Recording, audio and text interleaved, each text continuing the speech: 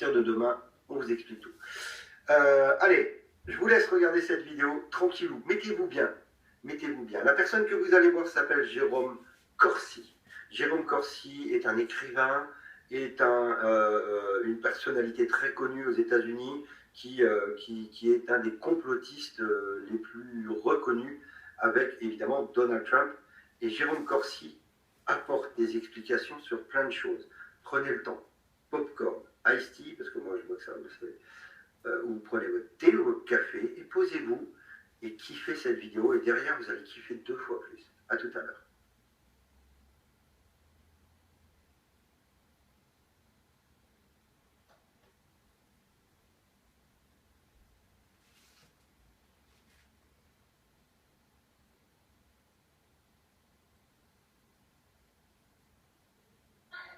About 3 years ago, a group of generals came to me, and it was explained to me they were ready to conduct a coup d'etat. They're ready to move Barack Obama from office, the military force. And then a few weeks later, I got another call and said that they were reconsidering. You know why they were reconsidering? Why? Because they talked to Donald Trump. And Trump agreed that he would run. And they agreed that if he would run, they would conduct their coup d'etat as a legitimate process, rooting out the traitors within government. And that pact between the military and Donald Trump has held. As we've been interpreting and watching, and Alex has been following QAnon, QAnon is military intelligence and close to Trump. And the intelligence we're getting that we've explained on InfoWars really is a lot of the inside script. Now, everybody says Donald Trump is going to lose. He's going to be out of office. He's going to be impeached. You watch CNN, MSNBC, they're throwing a party today, and all the 20 people watching them across the nation are very enthused. Donald Trump will not be removed from office. He will not be removed from office. And in the counterattack he's going to launch, 1 or 2 facts that could change everything.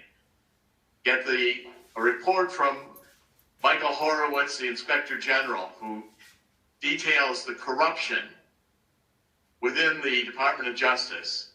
Donald Trump is right. Maybe we should tear down the FBI building and start over again. And if you take a look at the depth of this corruption, it's pervasive. Since George H.W. Bush, the bureaucrats who have stayed, including these SES bureaucrats, who are there mostly permanently, they're globalists. They don't believe in America anymore. They think they're smarter than America, smarter than the Founding Fathers. We ought to revise the Constitution. They are, there's a very simple word that describes what they are. Traitors. Traitors. It's a capital crime. And I want to predict to you here today that when the tables turn, Donald Trump will be invoking military tribunals. And even Hillary Clinton and Barack Obama are going to be facing treason charges.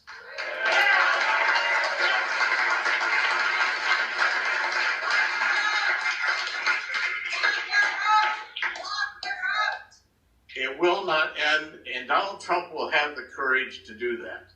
He doesn't need the job. Donald Trump has a vision of the future in which he continues to play a role. And he's seen that vision and has had that vision with him for decades. And it's all, every time it looks to me, I've said this about Donald Trump, I've known him for decades. I said, Donald Trump always looks like he's going to lose until just... Vous avez vu là? Je me permets d'arrêter. Il a dit, il y a des décennies, Donald Trump a toujours l'air de perdre jusqu'à ce qu'il gagne. Retenez bien ça. Just before he wins.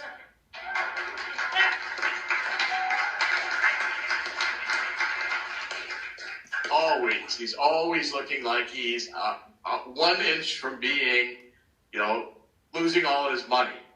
1 inch from losing this deal or that deal. Everything Donald Trump has done in his life has been a success. And this will be too. And he needs our help.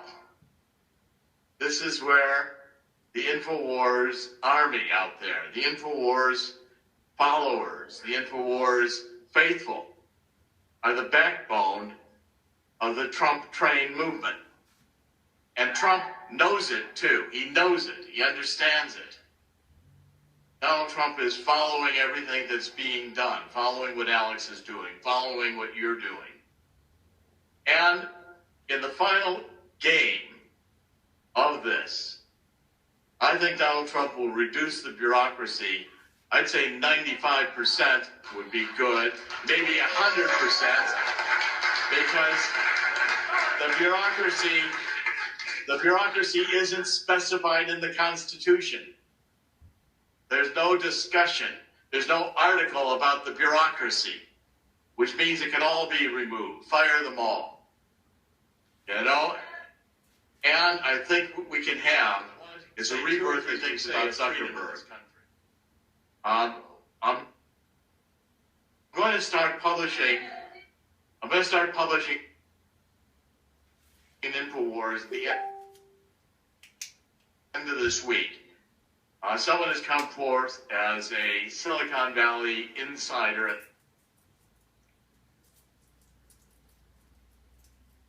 anonymous, and has been writing me extensive emails, which I've now been able to validate. And the story of Zuckerberg and the others is this. Facebook, all of the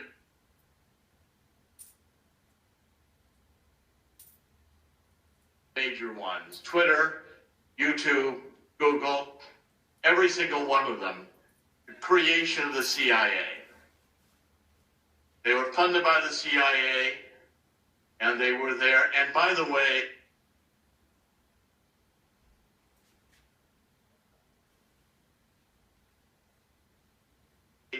they are all considered dispensable. Zuckerberg may not realize it, but he's in the ejection seat. The button will be pushed and he'll be ejected out. But the real power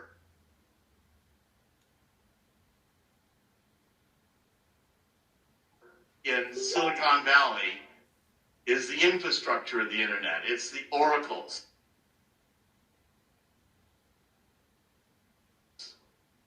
It's the Microsofts, the Sun Microsoft systems. These are the tracks, the railroad tracks on which the internet runs. The bridges, the infrastructure. And the people who are really controlling Silicon Valley are the Larry Ellisons. These are the people you know less about because they're not the front men. Zuckerberg is dispensable. Eric Schmidt is dispensable. Google is dispensable. But just replace it with another one. Because the real godfathers are the Larry Ellisons and the others. And who funded Larry Ellison? The CIA, the military-industrial complex, moving in with Lockheed and the others wanting the creation of a new generation of electronic hardware for the military. And the process, and that started going back into the 50s.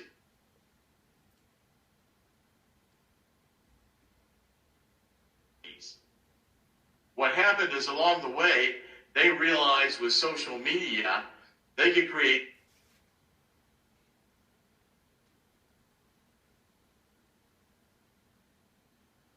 something where we would all give them all of our information freely. Je mets sur pause 2 minutes le temps que ça charge parce que visiblement, vous savez, moi je suis un radin, et du coup, je demande à Sylvie de pédaler sur un vélo pour que le réseau soit bon, et elle ne pédale pas assez vite aujourd'hui. Ben voilà, ça arrive. Non, mais voilà, j'ai le problème de réseau parce qu'il neige très très fort chez moi, et donc il y a le réseau qui bug un peu, et donc ça ne charge pas très bien, donc j'en suis vraiment désolé, mais on va prendre le temps de regarder la fin de cette vidéo, et puis ça vous laisse le temps de lire le texte qui est marqué en dessous. Je reviendrai tout à l'heure, je vous expliquerai pourquoi je vous ai passé cette vidéo. Et oui, cette vidéo date de 2018. Elle date de 2018, mais elle explique beaucoup de choses.